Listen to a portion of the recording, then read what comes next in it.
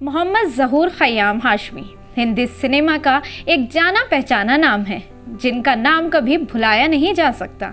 आदाब, मैं हूं आपके साथ आमना फारूक और आप देख रहे हैं आवाज़ दी वॉइस। म्यूज़िक डायरेक्टर ज़हूर ख़याम बचपन से ही अदाकार बनना चाहते थे। अपने ख्वाब को पूरा करने के लिए वो मुंबई पहुंच गए।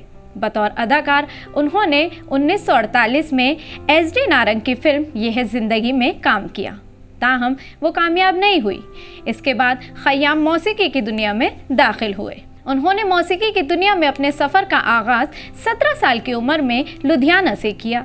उन्होंने अपने करियर का आगाज़ वो सुबह कभी तो आएगी, जाने क्या ढूंढती रहती हैं ये आँख मुझ में जैसे गानों से किया। हालांकि उन्हें अपने करियर का पहला बड़ा ब्रेक ब्लॉकबस्टर फिल्म उमराव जान से मिला। बहुत कम मौसीकी से मोहब्बत करने वाले जानते होंगे कि मौसीकार बनने से पहले वो एक सिपाही थे।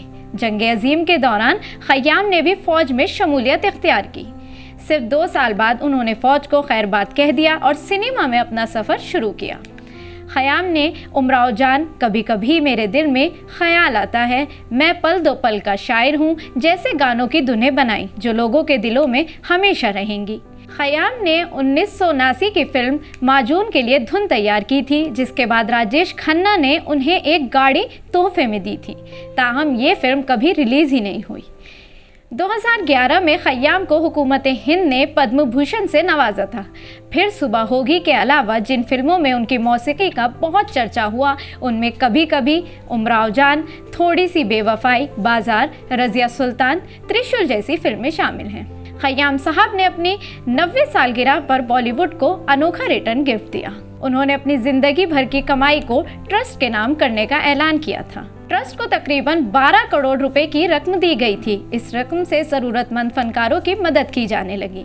गज़ल गायक तलत अजीज़ और उनकी अहलिया बीना को चीफ ट्रस्टी बनाया गया। हिंदी सिनेमा में उनका ताउन अहम है। यही वजह है कि ख़याम को आज भी याद किया जाता है।